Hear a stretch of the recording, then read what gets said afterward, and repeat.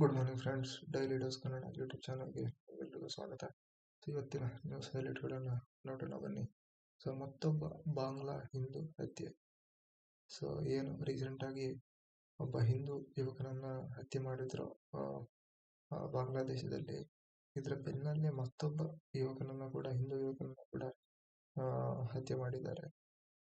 ಇವರು ಪಾಂಗ್ಮಾ ಉಪಜಿಲ್ಲೆಯ ಹೊಸೈಂದಂಗ ಹಳೆಯ old market ಅಂತ ಇಲ್ಲಿ ಬುಧವಾರ ರಾತ್ರಿ ಸುಮಾರು 11 ಗಂಟೆ ಅಷ್ಟೊತ್ತಿಗೆ ಅಮೃತ್ ಮಂಡಲ್ ಎನ್ನುವ ಇನ್ನೊಬ್ಬ ಯುವಕನನ್ನ ಕೂಡ ಹತ್ಯೆ ಮಾಡಲಾಗಿದೆ. ಬೇಸಿಕಲಿ ಅಮೃತ್ ಮಂಡಲ್ ಅವರ ಮೇಲೆ ಆರೋಪ ಏನು ಮಾಡಿದ್ದಾರೆ ಅಂತ ಇವರು ಸ್ಥಳೀಯರಿಂದ ಹಣ ವಸೂಲಿ ಮಾಡ್ತಿದ್ರು ಅಂತ ಆರೋಪ ಮಾಡಿದ್ದಾರೆ. ಬಟ್ ಇದು ಸುಮ್ಮನೆ ಇವರನ್ನ ಹತ್ಯೆ ಮಾಡಕ್ಕೆ ಒಂದೊಂದು ರೀಸನ್ಗಳನ್ನ ಕೊಟ್ಟು ಇವರು ಹಿಂದೂಗಳನ್ನ ಟಾರ್ಗೆಟ್ ಮಾಡ್ತಿದ್ದಾರೆ ಅಷ್ಟೇ ವಿನಃ ಏನು ಒಂದು ದೊಡ್ಡ ರೀಸನ್ ಅಂತ ಏನು ಇರಲ್ಲ. ಅಥವಾ ಅವರು ಏನು ನಮ್ಮ ದೀಪು ಅವರ ಹತ್ಯೆ ಆಯಿತು, ಅವರ ಮೇಲೆ ಇಸ್ಲಾಂ ಬಗ್ಗೆ ಕೆಟ್ಟದಾಗಿ ಬರ್ತಿದ್ದಾರೆ ಅಂತ ಇತ್ತು, ಇವ್ರ ಮೇಲೆ ಸ್ಥಳೀಯರಿಂದ ಹಣ ವಸೂಲಿ ಮಾಡ್ತಿದ್ದಾರೆ ಅಂತ ಆರೋಪ ಮಾಡಿದ್ದಾರೆ. ಬಟ್ ಇದೆಲ್ಲ ಸುಳ್ಳು. ಬರೀ ಹಿಂದೂಗಳನ್ನ ಅಲ್ಪಸಂಖ್ಯಾತರನ್ನ ಟಾರ್ಗೆಟ್ ಮಾಡಕ್ಕಷ್ಟೇ ಇಂಥದ್ದೆಲ್ಲ ಆರೋಪವನ್ನು ಹೊರಿಸಿ ಹಿಂದೂಗಳನ್ನ ಹತ್ಯೆ ಮಾಡ್ತಿದ್ದಾರೆ. ಹಂಗೆ ಸುಳಿವು ಕೊಟ್ಟವರಿಗೆ ಬಹುಮಾನ. ಯಾರು ಈ ಬಾಂಗ್ಲಾದ ದೇಶದ ಸರ್ಕಾರ ಪೊಲೀಸರು ಏನಿದ್ದಾರೆ, ಚಟ್ಟೋಗ್ರಾಮದಲ್ಲಿ ಏನು ಶುಕ್ಶೀಲ್ ಮತ್ತು ಅನಿಲ್ ಶೀಲ್ ಎಂಬವರ ಮನೆ ಮೇಲೆ ಏನು ಬೆಂಕಿಯನ್ನ ಯಾರು ಕೊಟ್ಟರು ಅವ್ರ ಬಗ್ಗೆ ಸುಳಿವು ಕೊಟ್ಟವರಿಗೆ ಬಹುಮಾನವನ್ನು ಕೂಡ ಘೋಷಿಸಿದ್ದಾರೆ. ಹಂಗೆ 17 ವರ್ಷಗಳ ನಂತರ ಸ್ವದೇಶಕ್ಕೆ ತಾರಿಕ್. ಏನು ಬಾಂಗ್ಲಾದೇಶದ ನ್ಯಾಷನಲ್ ಪಾರ್ಟಿ ಕಾರ್ಯಾಧ್ಯಕ್ಷ ತಾರಿಕ್ ರೆಹಮಾನ್ ಅವರು ಏನಿದ್ದಾರೆ, ಇವರು ಮಾಜಿ ಪ್ರಧಾನಿ ಖಲೀದ್ ಜಿಯಾ ಅವರ ಪುತ್ರ. ಇವರು 17 ವರ್ಷಗಳ ನಂತರ ಬಾಂಗ್ಲಾದೇಶಕ್ಕೆ ರಿಟರ್ನ್ ಆಗ್ತಾ ಇದ್ದಾರೆ. ಇವರು ಲಂಡನ್ ನಲ್ಲಿ ಇದ್ರು. ಇವರು ಕೂಡ ಬಾಂಗ್ಲಾದೇಶ ಫೆಬ್ರವರಿಯಲ್ಲಿ ವೋಟ್ ನಡೀಲಿಕ್ಕಿದೆ. ಇದಕ್ಕೆ ಈ ಚುನಾವಣೆಯಲ್ಲಿ ಅವರು ಪ್ರಧಾನಿ ಅಭ್ಯರ್ಥಿಯಾಗಿ ನಿಲ್ಲುವ ಎಲ್ಲಾ ಸಾಧ್ಯತೆಗಳು ಕೂಡ ಇದೆ. ಹಂಗೆ ಒಡಿಶಾದ ಪ್ರಮುಖ ನಕ್ಸಲರ ಹತ್ಯೆ. ಜಂಟಿ ಕಾರ್ಯಾಚರಣೆಯಲ್ಲಿ 6 ಮಾವೋವಾದಿಗಳನ್ನ ಹತ್ಯೆ ಮಾಡಲಾಗಿದೆ. ಭಾರತವನ್ನು 2026ಗೆ ನಕ್ಸಲ್ ಮುಕ್ತ ಮಾಡ್ತೀವಿ ಅಂತ ಏನು ಸೆಂಟ್ರಲ್ ಗವರ್ಮೆಂಟ್ ಹೇಳ್ತಿದೆ. ಅದರ ಗುರಿಯನ್ನ ಸಾಧನೆ ಮಾಡೋಕ್ಕೋಸ್ಕರ ಭದ್ರತಾ ಪಡೆಗಳು ಒಡಿಶಾದ ಕಂಧಮಾಲ್ ಜಿಲ್ಲೆಯಲ್ಲಿ 2 ದಿನ ಕಾರ್ಯಾಚರಣೆ ನಡೆಸಿ ಉನ್ನತ ನಕ್ಸಲೀಯ ನಾಯಕ ಗಣೇಶ್ ವಿಕೆ ಮತ್ತು ಒಟ್ಟು 6 ಮಾವೋವಾದಿಗಳು ನಕ್ಸಲೈಟ್ಸ್ಗಳೇನಿದ್ದಾರೆ ಇವರನ್ನ ಹತ್ಯೆ ಕೂಡ ಮಾಡಿದ್ದಾರೆ. ಈ ಗಣೇಶ್ ವಿಕೆ ಮೇಲೆ ಸರ್ಕಾರ 1 ಕೋಟಿಗಿಂತಲೂ ಜಾಸ್ತಿ ಬಹುಮಾನವನ್ನ ಘೋಷಣೆ ಕೂಡ ಮಾಡಿತ್ತು. ಅವ್ರದ್ದೀಗ ಗವರ್ಮೆಂಟ್ ಏನಿದೆ ಅಂದ್ರೆ ಈ ನಕ್ಸಲ್ ನಿಗ್ರಹ ದಳ ಇವರನ್ನ ಪೊಲೀಸರು ಹತ್ಯೆ ಕೂಡ ನಕ್ಸಲ್ ನಿಗ್ರಹ ದಳದ ಇವರು ಮತ್ತು ಪೊಲೀಸರು ಸೇರಿ ಕಾರ್ಯಾಚರಣೆಯಲ್ಲಿ ಈ ಗಣೇಶ್ ಉಯಿಕೆ ಮತ್ತು 6 ನಕ್ಸಲೈಟ್ಗಳನ್ನ ಹತ್ಯೆಗೈದಿದ್ದಾರೆ. ಹಂಗೆ ನಿದ್ರೆಯಲ್ಲಿದ್ದವರು ಚಿರನಿದ್ರೆಗೆ. ಕರ್ನಾಟಕದ ಚಿತ್ರದುರ್ಗದಲ್ಲಿ ಒಂದು ಭೀಕರ ಅಗ್ನಿ ದುರಂತ ಕೂಡ ಸಂಭವಿಸಿದೆ. ಬೇಸಿಕಲಿ ಹಿರಿಯೂರು ತಾಲೂಕಿನ ಜವನಗೊಂಡನಹಳ್ಳಿಯಲ್ಲಿ ಬಸ್ಸು ಯಾವುದು ಬೆಂಗಳೂರಿಂದ ಗೋಕರ್ಣಕ್ಕೆ ಹೋಗ್ತಿತ್ತು, ಹಂಗೆ ಅಪೋಸಿಟ್ ಸೈಡ್ ಬರ್ತಿದ್ದಂತಹ ಲಾರಿ ಡಿಕ್ಕಿ ಹೊಡೆದು ಬಸ್ಸಿಗೆ ಬೆಂಕಿ ಹಿಡಿದು 6 ಜನ ಸಜೀವದಾನ. ಬಸ್ಸಲ್ಲಿರೋರು 6 ಜನ ಸಜೀವದಾನವನ್ನ ಹೊಂದಿದ್ದಾರೆ. ಬೇಸಿಕಲಿ ಬಸ್ಸು ಏನು ಅಪೋಸಿಟ್ ಸೈಡ್ ಇಂದ ಬರ್ತಿತ್ತು, ಅದು ಡಿವೈಡರ್ ಅನ್ನ ಜಂಪ್ ಮಾಡಿ ಸ್ಲೀಪರ್ ಬಸ್ಸಿಗೆ ಗುದ್ದಿದೆ. ಬಸ್ಸಲ್ಲಿ ಯಾವುದು ಮಗು ಮತ್ತು 5 ಸೇರಿ ಹಾಗೂ ಲಾರಿ ಚಾಲಕ ಕೂಡ ಸಜೀವವಾಗಿ ದಹನವಾಗಿದ್ದಾರೆ. ರೀಸೆಂಟ್ ಆಗಿ ಏನು ಬೆಂಗಳೂರು ಹೈದರಾಬಾದ್ ಮಧ್ಯೆಯಲ್ಲೂ ಕೂಡ ಭೀಕರ ಇದೇ ತರ ಒಂದು ಅಗ್ನಿ ಅವಘಡ ಬಸ್ ಆಕ್ಸಿಡೆಂಟ್ ಆಗಿ ಬೆಂಕಿ ಹೊತ್ಕೊಂಡಿತ್ತು. ಅದರಲ್ಲಿ 20ಕ್ಕಿಂತ ಜಾಸ್ತಿ ಜನ ತೀರ್ಕೊಂಡಿದ್ರು. ಇವಾಗ ಮತ್ತೆ ಇನ್ನೊಂದು ಇನ್ಸಿಡೆಂಟ್ ನಡೆದಿರೋದು ಬಹಳ ಒಂದು ದುಃಖಕರ ಸಂಗತಿ.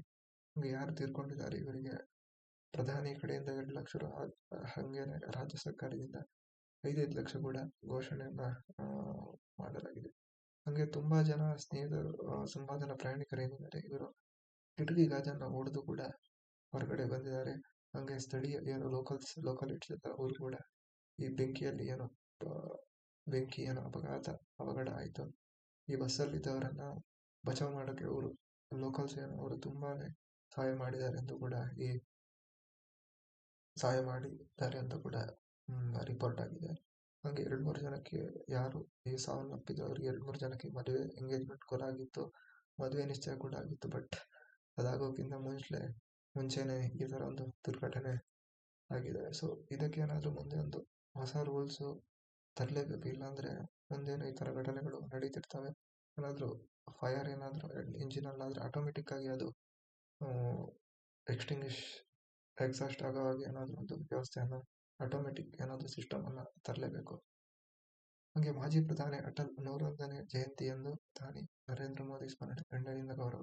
ವಾಜಪೇಯಿ ನಾಯಕತ್ವ ದೇಶದ ಅಭಿವೃದ್ಧಿಗೆ ದಾರಿದೀಪ ಅಂತ ಕೂಡ ಪ್ರಧಾನಮಂತ್ರಿ ಮೋದಿ ಅವರು ಹೇಳಿದ್ದಾರೆ. ಏನು ಅಟಲ್ ಬಿಹಾರಿ ವಾಜಪೇಯಿ, ಭಾರತ ರತ್ನ ಅಟಲ್ ಬಿಹಾರಿ ವಾಜಪೇಯಿ ಅವರ 101ನೇ ಜನ್ಮದಿನ ಇತ್ತು. ಅವರಿಗೆ ಗೌರವ ನಮನ ಕೂಡ ಸಲ್ಲಿಸಲಾಯಿತು. ಸೊ ಅವ್ರದ್ದು ಸ್ಮಾರಕ ಇದೆ ಸದೈವ್ ಅಟಲ್ ಅಂತ. ಅಲ್ಲಿಗೆ ಹೋಗಿ ಸುಮಾರು ಜನ ಬಿಜೆಪಿ ಲೀಡರ್ಸು ಅವರೆಲ್ಲ ಹೋಗಿ ಇದಕ್ಕೆ ಹೋಗಿ ಏನು ಒಂದು ಸ್ಮರಣೆಯನ್ನ ಸಲ್ಲಿಸಿದ್ದಾರೆ, ಗೌರವವನ್ನು ಸಲ್ಲಿಸಿದ್ದಾರೆ. ಹಂಗೇನೆ ಏನು ಡಿಲ್ಲಿ ಗೌರ್ಮೆಂಟ್ ಏನಿದೆ, 5 ರೂಪಾಯಿಗೆ ಥಾಲಿ ಊಟವನ್ನು ಕೂಡ ಇಂಟ್ರೊಡ್ಯೂಸ್ ಮಾಡಿದೆ. ಏನು ಕರ್ನಾಟಕದಲ್ಲಿ ಇಂದಿರಾ ಕ್ಯಾಂಟೀನ್ ಏನಿದೆ, ಹಂಗೇನೆ ಇಲ್ಲಿ 5 ರೂಪಾಯಿಗೆ ಅಟಲ್ ಕ್ಯಾಂಟೀನ್ ಅಂತ ಹೇಳಿ ಒಳ್ಳೆ ಥಾಲಿ ಊಟವನ್ನು ಕೂಡ ಡಿಲ್ಲಿ ಗೌರ್ಮೆಂಟ್ ಅವರು ಇಂಟ್ರೊಡ್ಯೂಸ್ ಮಾಡಿದ್ದಾರೆ. ಹಾಗೆ CWC ಸಭೆಗೆ ಆಹ್ವಾನ ಎಂದು ದೆಹಲಿಗೆ ಸಿಎಂ. ಸೊ ರಾಜಕಾರಣ ಏನಿದೆ ಬಹಳ ಕುತೂಹಲಕಾರಿ ಘಟ್ಟಕ್ಕೆ ತಲುಪಿದೆ. ಏನು ಕಾಂಗ್ರೆಸ್ ಕಾರ್ಯಕಾರಿ ಸಮಿತಿ ಇದೆ, ಇದರ ಸಭೆ ನಡೀಲಿಕ್ಕಿದೆ, ಶುಕ್ರವಾರ ನಡೀಲಿಕ್ಕಿದೆ. ಸೊ ಇದಕ್ಕೋಸ್ಕರ ಶುಕ್ರವಾರ ರಾತ್ರಿ ಸಿದ್ದರಾಮಯ್ಯ ಅವರು ಡಿಲ್ಲಿ ಕೂಡ ಹೋಗ್ಲಿಕ್ಕಿದ್ದಾರೆ. ಸೊ ಇದ್ರ ಮಧ್ಯೆನೇ ಏನು DK ಶಿವಕುಮಾರ್ ಅವರು, ನಾನು ಬರೀ ವೇದಿಕೆಯಲ್ಲಿ ಕೂತ್ಕೊಂಡು ಭಾಷಣ ಮಾಡಲ್ಲ, ನಾನು ಕಸಾನ ಗುಡಿಸಿದ್ದೀನಿ, ಪಕ್ಷದ ಬಾವುಟ ಕೂಡ ಕಟ್ಟಿದ್ದೀನಿ. ಸೊ ನಾನು ಬೇಸ್ ಲೆವೆಲಿಂದ ಕಾಂಗ್ರೆಸ್ಗೋಸ್ಕರ ಎಲ್ಲ ಕೆಲಸಗಳನ್ನು ಕೂಡ ಮಾಡಿದ್ದೀನಿ. ನಾನು ಲೈಫ್ ಟೈಮ್ ಕಾಂಗ್ರೆಸ್ ಕಾರ್ಯಕರ್ತ ಅಂತ ಕೂಡ ಏನಿವ್ರ ಮಧ್ಯೆ ಮುಖ್ಯಮಂತ್ರಿ ಸ್ಥಾನಕ್ಕೋಸ್ಕರ ಏನೊಂದು ಹೆಗ್ಗಜಗಾಟ ನಡೀತಿದೆ. ಇದರ ಮಧ್ಯೆ ಇವರು ಈ ಹೇಳಿಕೆಯನ್ನು ಕೂಡ ಕೊಟ್ಟಿದ್ದಾರೆ. ಹಂಗೆ DK ಶಿವಕುಮಾರ್ ಅವರು CWC ಸಭೆಗೆ ನನಗೇನು ಆಹ್ವಾನ ಬಂದಿಲ್ಲ, ಸೊ ಆಹ್ವಾನ ಬಂದರೆ ನಾನು ಹೋಗ್ತೀನಿ ಅಂತ ಕೂಡ ಹೇಳಿದ್ದಾರೆ. ಇವರು ಸತೀಶ್ ಜಾರಕಿಹೊಳಿ ಅವರು ಏನೇ ಈ ಕಾಂಗ್ರೆಸ್ನಲ್ಲಿ ಆಂತರಿಕ ಗೊಂದಲ ಇದ್ರೂ ಕೂಡ ನೀವೇ ಬಗೆಹರಿಸಿಕೊಳ್ಳಿ ಅಂತ AICC ಮಲ್ಲಿಕಾರ್ಜುನ್ ಖರ್ಗೆ ಹೇಳಿರುವುದು ನಮಗಲ್ಲ, ಅದು ಕ್ಯಾಪ್ಟನ್ ಮತ್ತು ವೈಸ್ ಕ್ಯಾಪ್ಟನ್ಗೆ ಎಂದು ಲೋಕೋಪಯೋಗಿ ಸಚಿವ ಸತೀಶ್ ಜಾರಕಿಹೊಳಿ ಕೂಡ ಹೇಳಿದ್ದಾರೆ. ಸೊ ನಮಗೆಲ್ಲ ಏನು ಇವರು ಸಿದ್ದರಾಮಯ್ಯ ಮತ್ತು DK ಶಿವಕುಮಾರ್ ಅವರಿದ್ದಾರೆ, ಅವರಿಗೆ ಇದು ಹೇಳಿರೋದು ಅಂತ ಕೂಡ ಸತೀಶ್ ಜಾರಕಿಹೊಳಿ ಅವರು ಹೇಳಿದ್ದಾರೆ. ಹಂಗೆ ಬಾಲಿಸ್ಟಿಕ್ K4 ಕ್ಷಿಪಣಿ ಪ್ರಾಯೋಗಿಕ ಪರೀಕ್ಷೆ ಯಶಸ್ವಿ. ಸೊ ಏನು ಭಾರತದ ಮಧ್ಯಮ ಶ್ರೇಣಿಯ ಬ್ಯಾಲಿಸ್ಟಿಕ್ K4 ಮಿಸೈಲ್ ಏನಿದೆ, ಇದರ ಪ್ರಯೋಗ ಪರೀಕ್ಷೆಯನ್ನು ಕೂಡ ಮಾಡಿದ್ದಾರೆ. ಸೊ ಬಂಗಾಳಕೊಲ್ಲಿಯಿಂದ ಜಲಾಂತರ್ಗಾಮಿ ಸಬ್ಮರೀನ್ ಏನಿದೆ, ಅಲ್ಲಿಂದ ಇವರು ಈ ಬ್ಯಾಲಿಸ್ಟಿಕ್ ಮಿಸೈಲ್ ಅನ್ನ ಪ್ರಯೋಗ ಮಾಡಿದ್ದಾರೆ. ಸೊ 3500 ಕಿಲೋಮೀಟರ್ ದೂರದವರೆಗೆ, 3500 ಕಿಲೋಮೀಟರ್ ಇವಾಗ ಶತ್ರುದು ಏನೋ ಒಂದು ಟ್ಯಾಂಕೋ ಅಥವಾ ಅವ್ರದ್ದು ಗಡಿಯಾಚೆ ಹೊಡಿಬೇಕು ಇದ್ರು 3500 ಕಿಲೋಮೀಟರ್ ಅಷ್ಟು ಆಚೆ ಹೋಗಿ ಇದು ದಾಳಿಯನ್ನ ಮಾಡುತ್ತೆ. ಈ ದಾಳಿ ಕೂಡ ಸಕ್ಸಸ್ ಕೂಡ ಆಗಿದೆ. ಇದು ಹಂಗೆ 2ನೇ ಪರೀಕ್ಷೆ ಕೂಡ ಆಗಿತ್ತು.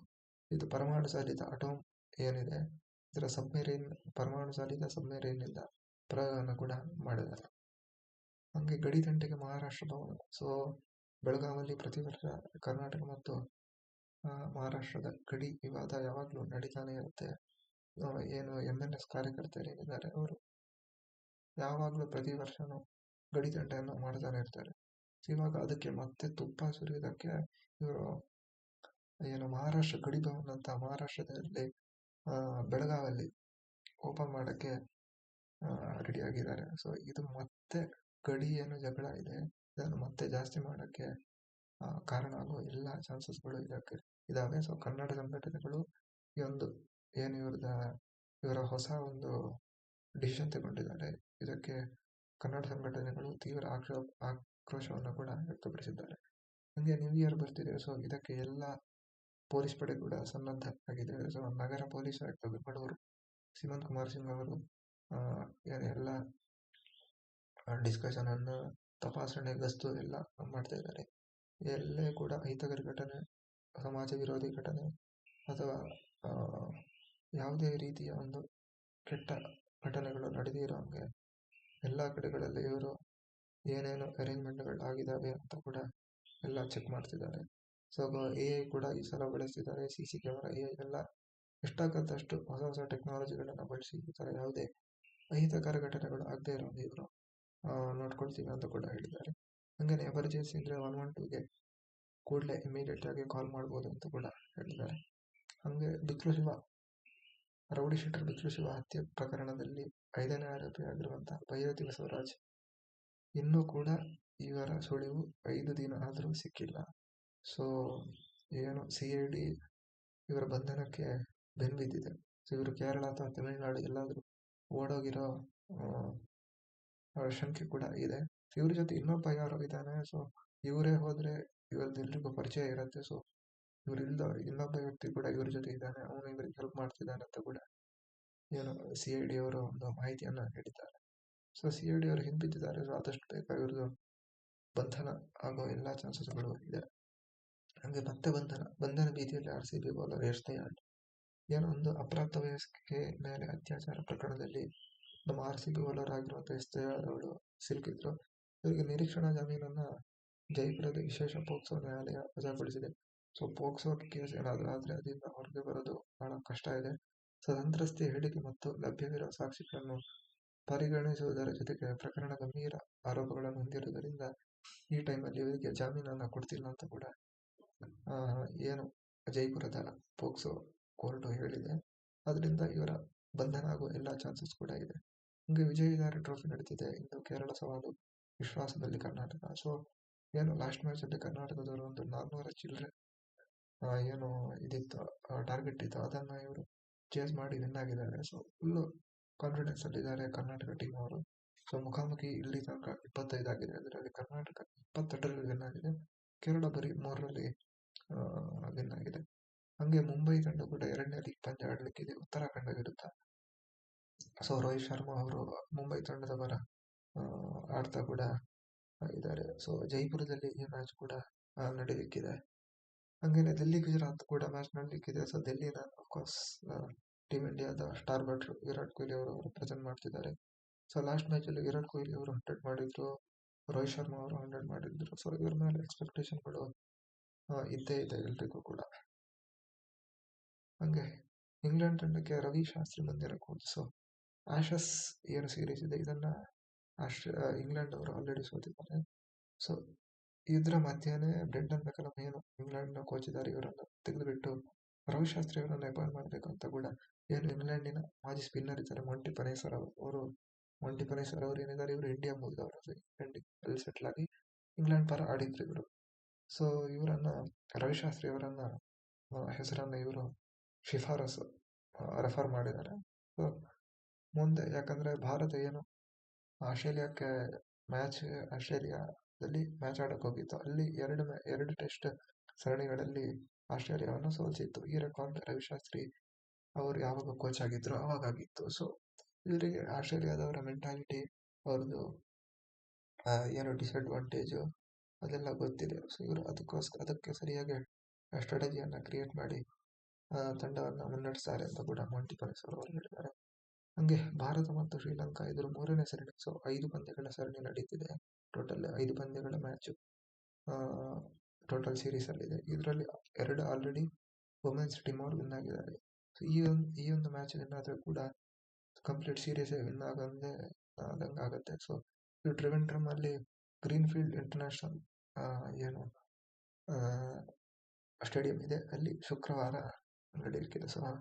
ಸೊ ಇಲ್ಲಿ ವಿನ್ ಆಗೋ ಚಾನ್ಸಸ್ ಎಲ್ಲ ಜಾಸ್ತಿ ಇದೆ. ಯಾಕಂದ್ರೆ 2 ಪಂದ್ಯದಲ್ಲಿ ಅವರೇನು ಅಷ್ಟೊಂದೇನು ಶ್ರೀಲಂಕಾದವರು ಚೆನ್ನಾಗಿ ಆಡಿಲ್ಲ. ಹಂಗೆ ಭಾರತದ ಕಬಡ್ಡಿ ಒಲಿಂಪಿಕ್ಸ್ ಪದಕ ವಿಜೇತೆ PV ಸಿಂಧು ಅವರು BWF ಅಥ್ಲೀಟ್ಸ್ ಆಯೋಗಕ್ಕೆ ಅಧ್ಯಕ್ಷರಾಗಿ ಕೂಡ ಆಯ್ಕೆಯಾಗಿದ್ದಾರೆ. ಸೊ ಸಿಂಧು ಅವರು 2017ರಿಂದ ಅಥ್ಲೀಟ್ಸ್ ಆಯೋಗದ ಸದಸ್ಯ ಆಗಿದ್ರು. 20ರಲ್ಲಿ ಇಂಟಗ್ರೇಟ್ ರಾಯಭಾರಿ ಕೂಡ ಆಗಿದ್ರು. ಇವಾಗ 2026ರಿಂದ 2029ರವರೆಗೆ ಅಧ್ಯಕ್ಷಿಯಾಗಿ ಕಾರ್ಯನಿರ್ವಹಿಸಲಿದ್ದಾರೆ. ಹಂಗೆ ಆಶಸ್ ಸರಣಿಯ ಬಾಕ್ಸಿಂಗ್ ಡೇ ಟೆಸ್ಟ್ ನಡೀತಿದೆ. ಸೊ 3 ಮ್ಯಾಚ್ ಅನ್ನ ಆಲ್ರೆಡಿ ಆಸ್ಟ್ರೇಲಿಯಾದವರು ವಿನ್ ಆಗಿ ಸೀರೀಸ್ ಅನ್ನ ವಶಪಡಿಸಿಕೊಂಡಿದ್ದಾರೆ. 4ನೇ ಮ್ಯಾಚ್ ನಡೀಲಿಕ್ಕಿದೆ. ಇವತ್ತು ಬೆಳಿಗ್ಗೆ ಆಲ್ರೆಡಿ 5 ಗಂಟೆಗೆ ಸ್ಟಾರ್ಟ್ ಆಗಿದೆ. ಸ್ಟಾರ್ ಸ್ಪೋರ್ಟ್ಸ್ ಜಿಯೋ ಹಾಟ್‌ಸ್ಟಾರ್ ಅಲ್ಲಿ ಲೈವ್ ಕೂಡ ಇದೆ. ಇನ್ನೇನಿದ್ರು ಕ್ಲೀನ್ ಸ್ವೀಪ್ ಅನ್ನ ವೈಟ್ ವಾಶ್ ಅನ್ನ ಸ್ಟಾಪ್ ಮಾಡಕ್ಕಷ್ಟೇ ಆಗದೆ ಇರೋಂಗಷ್ಟೇ ಇಂಗ್ಲೆಂಡ್ ಅವರು ಆಡಬೇಕು. ಯಾಕಂದ್ರೆ ಸೀರೀಸ್ ಆಲ್ರೆಡಿ ಆಸ್ಟ್ರೇಲಿಯಾದವರು ವಿನ್ ಆಗಿಬಿಟ್ಟಿದ್ದಾರೆ. ಇನ್ನಾದರೂ ಉಳಿದಿರೋ 2 ಮ್ಯಾಚಲ್ಲಾದರೂ ಇಂಗ್ಲೆಂಡ್ ಅವರು ವಿನ್ ಆಗ್ತಾರೆ ಅನ್ನೋದು ನಾವು ನೋಡಬೇಕು. ಹಂಗೆ ನ್ಯಾಯಮೂರ್ತಿ ಮೈಕಲ್ ಡಿ ಕುಂಡ ಏನು ಅವರು ಶಿಫಾರಸು ಮಾಡಿದಾರೋ ಏನೇನೆಲ್ಲ ಚೇಂಜಸ್ ಆಗಬೇಕು ಚಿನ್ನಸ್ವಾಮಿ ಸ್ಟೇಡಿಯಂ ಅಂತ, ಅದು ಇಂಪ್ಲಿಮೆಂಟ್ ಆಗದೆ ಯಾವುದೇ ಒಂದು ಮ್ಯಾಚ್ ಕೂಡ ಮಾಡೋಕ್ಕೆ ಅನುಮತಿಯನ್ನು ಕೊಡೋದಿಲ್ಲ ಅಂತ ಲೋಕೋಪಯೋಗಿ ಸಚಿವ ಸತೀಶ್ ಜಾರಕಿಹೊಳಿ ಅವರು ಹೇಳಿದ್ದಾರೆ. ಸೊ ಸುಮಾರು ಮ್ಯಾಚ್ ಇತ್ತು, ವಿಜಯ್ ಹಜಾರೆ ಟ್ರೋಫಿ ಇದೆ, ಅದೇ ಆಗಿಲ್ಲ. ಯಾಕಂದರೆ ನ್ಯಾಯಮೂರ್ತಿ ಮೈಕಲ್ ಡಿ ಕುಂಡ ಅವರು ಏನು ಒಂದು ಶಿಫಾರಸು ಮಾಡಿದ್ದಾರೆ ಅದು ಯಾವುದು ಇಂಪ್ಲಿಮೆಂಟ್ ಆಗಿಲ್ಲ. ಸೊ ಅದಾಗದೆ ಯಾವ ಐ ಪಿ ಎಲ್ ಮ್ಯಾಚ್ ಆಗಲಿ, ವಿಜಯ್ ಹಜಾರೆ ಆಗಲಿ, ಅದು ಇಂಟರ್ನ್ಯಾಷನಲ್ ಮ್ಯಾಚ್ ಆಗಲಿ ಆಗುವ ಚಾನ್ಸಸ್ಸೇ ಇಲ್ಲ. ಸೊ ಇದಾಗಿತ್ತು ಇವತ್ತಿನ ನ್ಯೂಸ್ ಹೈಲೈಟ್ಗಳು. ಮತ್ತೆ ನಾಳೆ ಸಿಗೋಣ. Bye bye. ನಾನು ಮಾಡ್ತಿರೋ ವಿಡಿಯೋ ಏನಾದರೂ ಇಷ್ಟ ಆಗಿದೆ ಲೈಕ್ ಮಾಡಿ, ಶೇರ್ ಮಾಡಿ, ಚಾನಲನ್ನು ಸಬ್ಸ್ಕ್ರೈಬ್ ಮಾಡೋದನ್ನು ಮರಿಬೇಡಿ. Bye bye. Have a nice day.